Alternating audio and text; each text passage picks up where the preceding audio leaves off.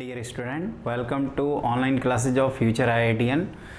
तो बच्चों, हम लोग मैट्रिसेस में अपना ऑलमोस्ट सारे टॉपिक कवर कर चुके हैं। कुछ बच्चों का मैं देख रहा था, बार बार रिक्वेस्ट आ रही थी कि सर रैंक ऑफ मैट्रिक्स बता दीजिए, क्योंकि हमें जेईई मेन और एडवांस के अलावा भी और पेपर देना है जिसमें रैंक ऑफ मैट्रिक्स पूछा जाता है। तो वैसे ही बच्चों, ये जेईई मेन और एडवांस के सिलेबस में नहीं है, तो ये क्लास ऑप्शनल है। जिन बच्चों के, मैं वैसे अपने थंबनेल पे भी लिख दूंगा रैंक ऑफ ए मैट्रिक्स, तो जिन बच्चों को लगता है कि रैंक ऑफ मैट्रिक्स हमें पढ़ना चाहिए, कैसे क्या है उसका यूज है, no doubt system of equations by rank method काफ़ी ईजियर हो जाता है, तो वो बच्चे क्लास को कवर कर सकते हैं। आपकी थ्योरी पार्ट के लिए जो नोटेशन पार्ट है, मैं एक एक करके 1 बाय 1 एक्सप्लेन कर दूंगा। तो आज की क्लास में हम लोग रैंक ऑफ ए मैट्रिक्स के बारे में और उससे रिलेटेड जो क्वेश्चन है उसके बारे में सीखेंगे। लेकिन उसके पहले आप मेरे चैनल को सब्सक्राइब करो, लाइक करो और बेल आइकन को दबा दीजिए, जिससे आगे की क्लासेस की इन्फॉर्मेशन आपके पास पहुंच जाए। तो बच्चों, ये जो रैंक है ना, जैसे आपकी रैंक आएगी AIR1 AIR2 से लेकर आप जब सेलेक्ट होगे तो आपकी एक रैंक आती है, उसी तरह से मैट्रिक्स में भी रैंक होता है।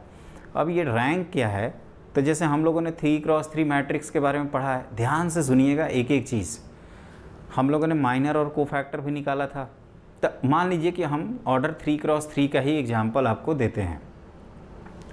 तो 3x3 का क्या करिए, आप जो माइनर हैं, सबसे हाई एक होता है सब मैट्रिक्स, मतलब उसका एक छोटा सा पार्ट।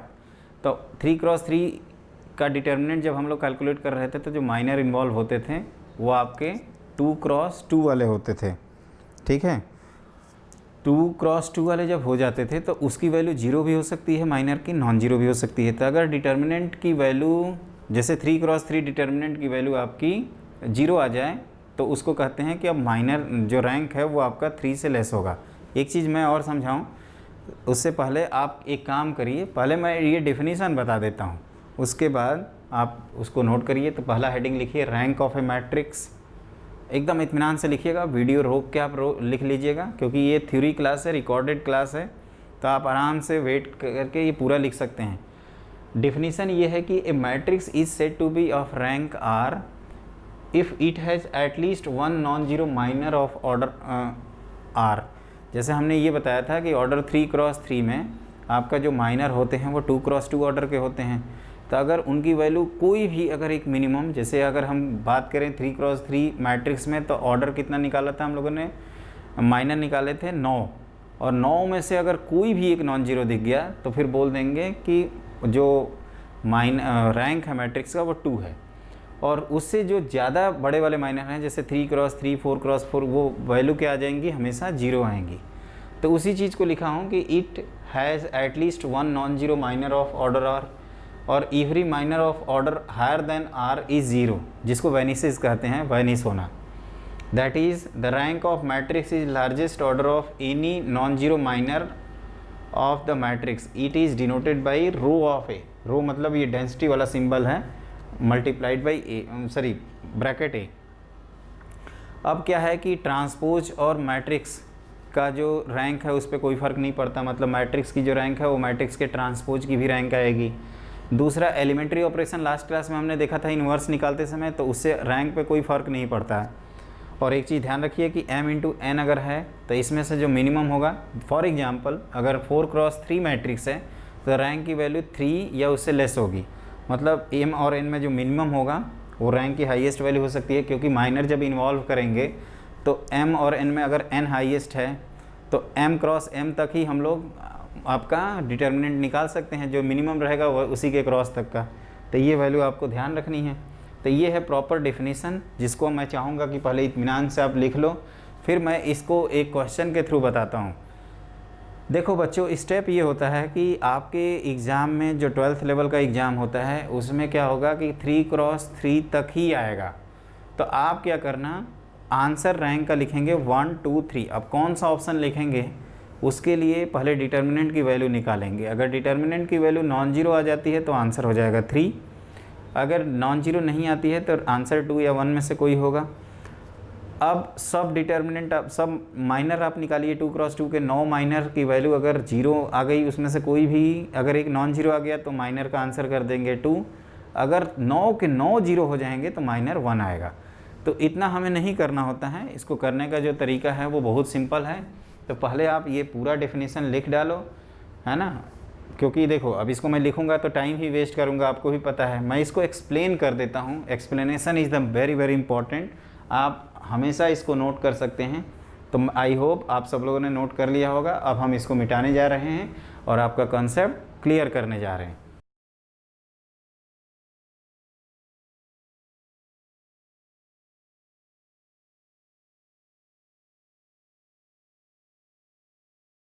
अब देखिए एक एक करके हम लोग क्वेश्चन करेंगे। तो पहला क्वेश्चन है, इस मैट्रिक्स का आपको रैंक निकालना है 3x3। तो मैंने आपको ये बता रखा है कि इसका रैंक जो होगा वो या तो 1 आएगा, या तो 2, या तो 3, इन्हीं पॉसिबिलिटी में से आएगा। अब कैसे आगे बढ़ेंगे, तो सबसे पहले हम लोग डिटर्मिनेंट निकालते हैं, क्योंकि इसमें माइनर जो होगा सब मैट्रिक्स में वो 3x3 की मैक्सिमम वैल्यू हो सकती है। तो इसकी डिटर्मिनेंट वैल्यू ऑब्वियसली आप रिप्रेजेंटेशन फॉर्म में लिख सकते हो, 1 2 2 2 1 2 2 2 1। तो इसको ओपन करेंगे तो ये 1 टाइम्स ये 1 माइनस 4 हो जाएगा आपका -3, -2 times 2 minus 4 is -2, and +2 times 4 minus 2 is again 2। तो ये वैल्यू आ जाएगी -3 + 4 + 4। तो ये आ जाएगा आपका 8 - 3 विच इज़ 5, नॉन ज़ीरो आ गई वैल्यू। तो ये रैंक की वैल्यू हो जाएगी 3, और ये वैल्यू आपका रिजेक्ट कर दिया जाएगा। अगर ये वैल्यू 0 आती ना तो फिर इसको रिजेक्ट कर देते। तो यहाँ पे ऑर्डर 3x3 का हमें हाईएस्ट माइनर मिला जिसकी वैल्यू नॉन ज़ीरो है। अब मान लीजिए इसी क्वेश्चन में अगर हम आगे बढ़ें और दूसरा एक मैट्रिक्स दें, इसको आपको लिखना होगा। तो ये मान लीजिए इसका रैंक निकालना है 1 2 3, उसके बाद लिखा हूँ फिर 1 4 2 और 2 6 5। तो इसका जैसे हम लोग आंसर किए तो ये 1 2 और 3 में से पॉसिबिलिटी एक लिखनी है। क्लियर। तो अब हम लोग क्या करते हैं, डिटर्मिनेंट की वैल्यू निकालते हैं। तो ये आ जाएगा 1 टाइम्स ये 20 - 12 8, -2 टाइम्स 5 - 4, 3 टाइम्स 6 - 8 -3। तो ये आ जाएगा बच्चों 8 माइनस, आप फिर से देखो ध्यान से, तो ये 20 - 18 2 होता है ना, एक मिनट, 20 - 12 8, और -2 टाइम्स ये क्या होगा 5 - 4, और ये 6 - 8, 6 - 8 कितना होता है, 6 - 8 होता है आपका -2, हमने गलत लिखा है। अब आप देखो तो ये आपका -8, तो ये वैल्यू क्या आ जाएगी 0। तो ये वैल्यू हमने क्या किया, रिजेक्ट कर दिया। क्यों रिजेक्ट किया, क्योंकि यहाँ 3x3 का जो माइनर है उसकी वैल्यू क्या आ गई 0। तब आंसर आपका 2 और 1 में से हो सकता है। तो आप जैसे इसी की वैल्यू देखो, तो ये अब 3 से छोटे गए तो 2 पे गए, तो 420 - 18 नॉन जीरो वैल्यू जा रही है। तो इसका रैंक आ जाएगा आपका 2, और ये वैल्यू आ जाएगी क्रॉस। मतलब इस पार्ट का जो आंसर है, रैंक की वैल्यू कितनी है बच्चों, तो 2 है। क्लियर।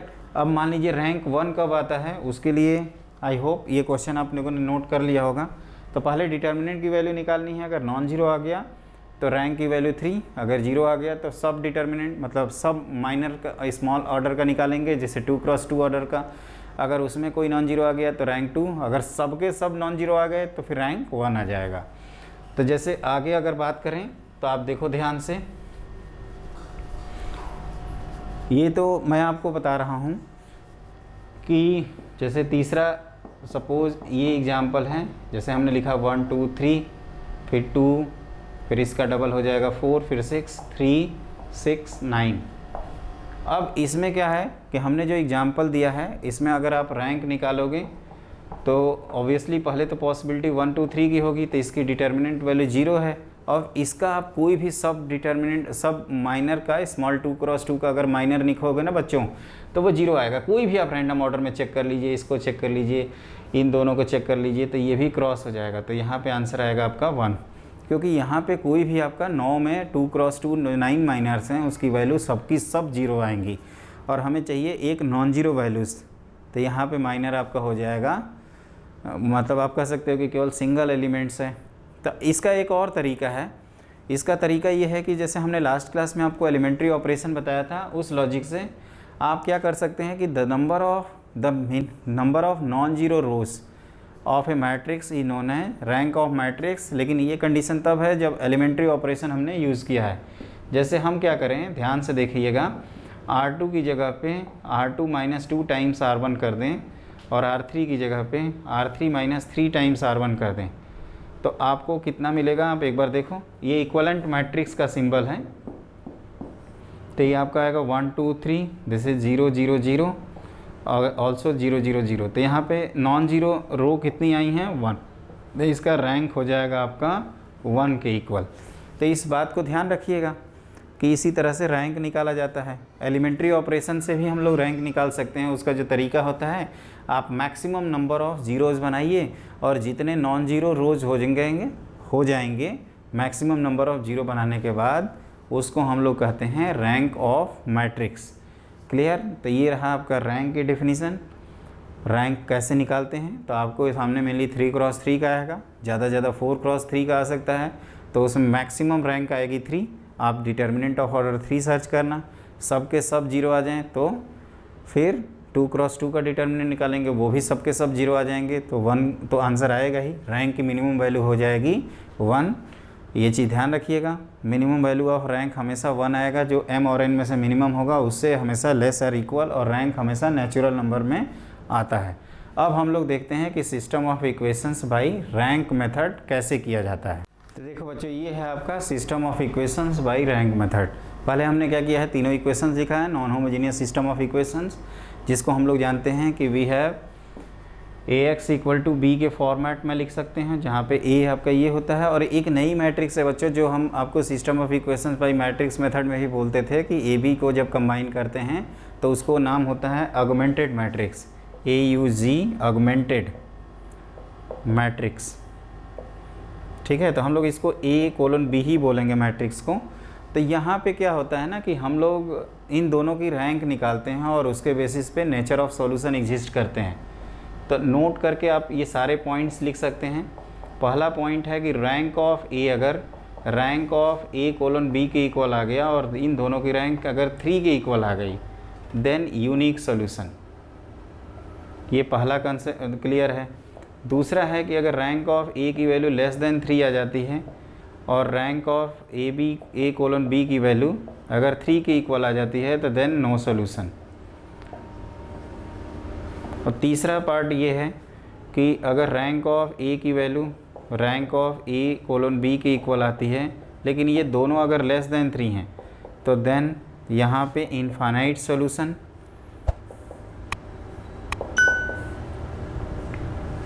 और नो सॉल्यूशन भी हो सकता है ना। हमने पूरा कॉन्सेप्ट पहले लिख दिया है।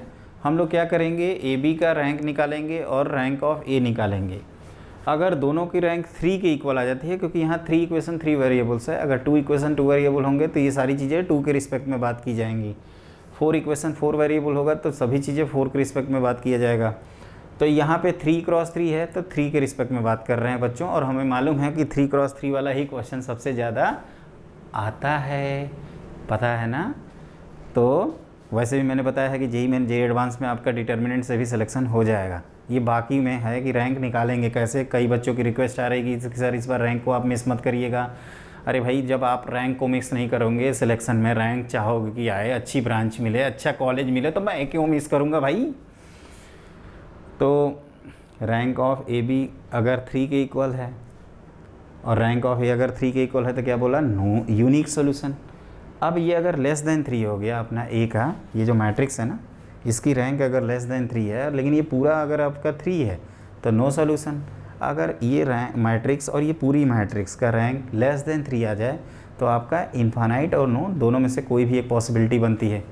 अब बच्चों ये बताओ, तुम लोग बताना, आप सब बताओ ये कि अब कैसे डिसाइड करेंगे कि इसमें कैसे होगा। भाई यहाँ तो 2-2 केस आ गए, अब क्या करूँ, फंस गया।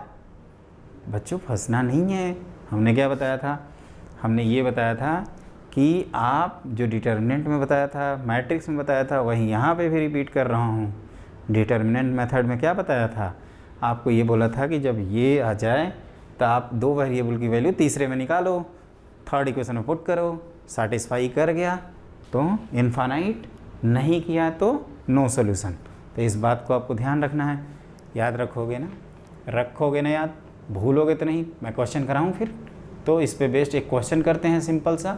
और फिर से मेरे बच्चों से रिक्वेस्ट ये है कि आप डिटर्मिनेंट मेथड को ही ऑब्जेक्टिव एग्ज़ाम में ज़्यादा से ज़्यादा प्रीफर करें, क्योंकि वो मेथड आसान मेथड है और बहुत सिंपल है। रैंक वैंक के चक्कर में फंसेंगे तो दिक्कत होगी।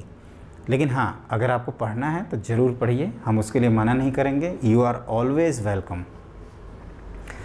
तो ये मैंने कोफिशिएंट मैट्रिक्स लिखा, इसको ऑगमेंटेड मैट्रिक्स कहते हैं। इसका वैसे कोई हम लोगों के सिलेबस से उतना रिलेशन नहीं है। और फिर ये हमने नोट पॉइंट करके लिखवा दिया। अब मैं क्वेश्चन जब कराऊंगा तो आपका पूरा कॉन्सेप्ट रैंक का क्लियर हो जाएगा।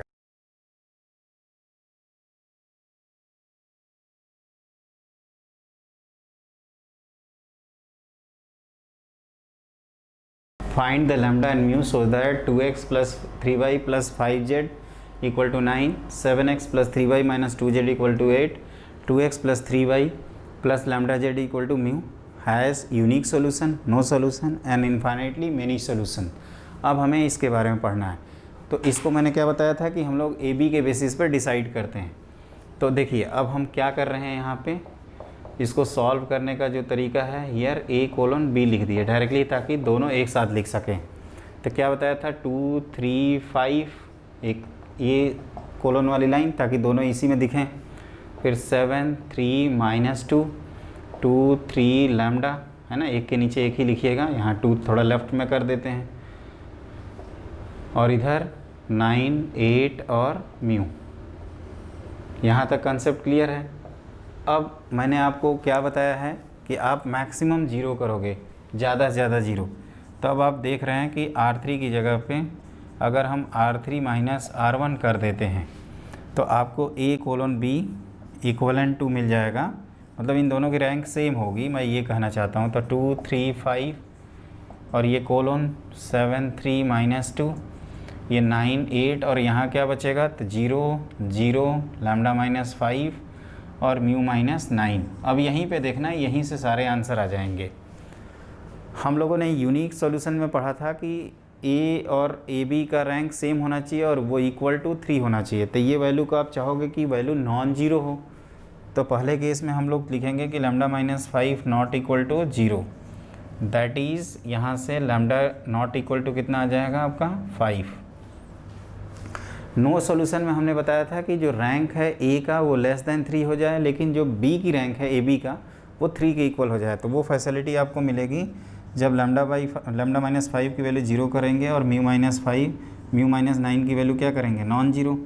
और तीसरा मैंने क्या बताया था, इनफाइनाइट सॉल्यूशन में दोनों की रैंक 3 से लेस होनी चाहिए। तो यहाँ क्या करोगे, लैम्डा -5 की वैल्यू 0 एंड साइमल्टेनियसली म्यू -9 की वैल्यू 0। क्लियर। तो यहाँ से आपको आ जाएगा। तो आप तीनों पार्ट का आंसर लिख सकते हैं। जैसे पहले पार्ट का अगर मैं आंसर लिखूँ तो पहले पार्ट का आंसर है लैम्डा नॉट इक्वल टू 5। दूसरे पार्ट नो सॉल्यूशन में लैम्डा की वैल्यू 5 और म्यू की वैल्यू नॉट इक्वल टू 9। और तीसरे केस में लैम्डा की वैल्यू 5 और म्यू की वैल्यू क्या हो जाएगी, 9 के इक्वल। लेकिन आपको याद होगा बच्चों, मैंने एक चीज़ बार बार इंसिस्ट कर रहा हूँ कि जब भी हम इनफाइनाइट सॉल्यूशन में रैंक की वैल्यू लेस देन 3 दिखाते हैं तो एक नो सॉल्यूशन की भी पॉसिबिलिटी बनती है। जो मैं बता रहा था कि 2 वेरिएबल का आप तीसरे वेरिएबल के टर्म्स में निकालोगे और उसमें पुट करोगे, तो अब सवाल ये उठता है कि दोनों में से कैसे पता करें कि कौन सा सही है कौन सा गलत है। तो देखिए इसके लिए क्या करते हैं बच्चों, स्टूडेंट इतना ध्यान रखिएगा कि अगर आप लैम्डा की वैल्यू 5 और म्यू की वैल्यू जैसे 9 लेते हैं तो ये दोनों प्लेन आपके आइडेंटिकल हो जाएंगे। अब सॉरी, प्लेन कहाँ से, तो हमने आपको बताया था ना कि ये प्लेन होते हैं। डिटर्मिनेंट में इसको अच्छे से एक्सप्लेन किया हूँ। जिन बच्चों की क्लासेज मिसिंग हैं वो डिटर्मिनेंट की ज़रूर क्लासेज करें। हमारे प्लेलिस्ट में जेईई मेन 2020 क्रैश कोर्स में अवेलेबल हैं। जब दोनों आप करोगे ना तब आपको कॉन्फिडेंस आएगा कि नहीं अब हम स्कोर कर सकते हैं, आई कैन डू इट। तो 2x प्लस 3y प्लस ये हमने ये कहा कि ये जो 3 इक्वेशंस हैं इसमें क्या होता है कि जैसे ही आप लैम्डा की वैल्यू 5 और म्यू की वैल्यू 9 रखते हो तो ये दोनों प्लेन आइडेंटिकल हो जाते हैं। और दूसरा आपका नॉन पैरेलल प्लेन है और 2 नॉन पैरेलल प्लेन जाके एक लाइन ऑफ इंटरसेक्शन पे इंटरसेक्ट कर जाएंगे, जिससे आपको इनफाइनाइट सॉल्यूशन मिल जाएगा। तो ये रैंक मेथड है। और रैंक में एक चीज़ बच्चों याद रखना है, जिन बच्चों को भी डाउट है, मुझे पता है कि कई लोगों को समझ में हो सकता है पूरी ना आ रहा हो या वो ध्यान नहीं दिए हों, तो एक रिक्वेस्ट है कि इससे जो पहली जिसमें एलिमेंट्री ऑपरेशन वाला हमने जो पार्ट बताया है, एग्जैक्टली वो क्लास आप देखिए। मैं जानता हूँ कि वो आपके जेईई मेन के लिए इम्पोर्टेंट नहीं है, लेकिन हाँ उसको जानेंगे तभी इसको समझ पाएंगे बच्चों। देखोगे तो हमारे प्लेलिस्ट में इस क्लास के पहले हमने एलिमेंट्री ऑपरेशन वाली क्लास लगा रखी है, वो जानबूझ के लगाया हूँ ताकि जिन बच्चों को एलिमेंट्री ऑपरेशन से इन्वर्स निकालने आ जाएगा उन बच्चों को रैंक ऑफ मैट्रिक्स में भी कोई डाउट नहीं होगा। क्योंकि मैंने देखा है कि जो बच्चों एलिमेंट्री ऑपरेशन जानते हैं उनके लिए रैंक एकदम चुटकियों का खेल है, वो ऐसे ऐसे चुटकी बजाते हैं और रैंक निकल जाती है, और इस तरह से एग्ज़ाम में भी उनकी रैंक आ जाती है सिलेक्शन करने से। ठीक है, सिलेक्शन जैसे ही होगा रैंक मिलेगी, सिलेक्शन हो जाएगा, फिर दौड़ के जाएंगे आईआईटी एकदम और एनआईटी। ठीक है ना, एकदम एक्साइटेड रहिए ऐसे करके। तो ये आप लगे रहिए और इन्जॉय करते रहिए। तो आई होप मैंने रैंक अपनी तरफ से बता दिया। एक बार फिर से रिवाइज करना चाहें तो हमने क्या किया है, एलिमेंट्री ऑपरेशन लगाया है, फिर यहाँ 2 डबल जीरो बन गया है, इसको जीरो कर दूंगा तो इसकी रैंक आपकी 3 से 2 हो जाएगी, क्योंकि ये सब मैट्रिक्स आपका क्या है, नॉन जीरो है इसका डिटर्मिनेंट।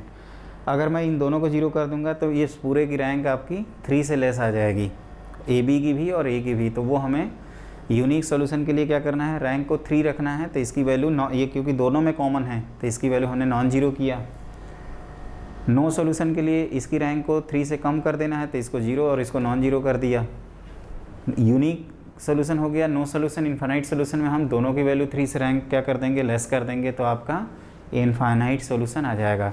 तो बच्चों अब हम लोगों ने मैट्रिसेस कंप्लीट कर लिया है। इसके बाद की जो क्लासेज हैं वो आपकी कॉम्प्लेक्स नंबर हैं, और कॉम्प्लेक्स नंबर आई होप सब लोग अच्छे से इंजॉय करोगे। और बहुत इंपॉर्टेंट टॉपिक है, जेईई मेन और एडवांस में ज़रूर क्वेश्चन आते हैं उसके, चाहे कुछ भी हो, कॉम्प्लेक्स नंबर का क्वेश्चन हमेशा रहता है। और थोड़ा सा आपको हम सिस्टमेटिक बताएंगे हर चीज़। क्लियर? तो आज की क्लास के लिए बस इतना ही। अब हम लोग नेक्स्ट क्लास में मिलते हैं, लेकिन उससे पहले चुपचाप निकलने की कोशिश मत करो। हमारे सब्सक्राइब करो चैनल को, जो बच्चे सब्सक्राइब नहीं किए हैं वो सब्सक्राइब करें और बेल आइकन को दबा दें, जिससे आगे आने वाली क्लासेस की इन्फॉर्मेशन आपको मिल सके। तो आज की क्लास के लिए बस इतना ही। Have a great day.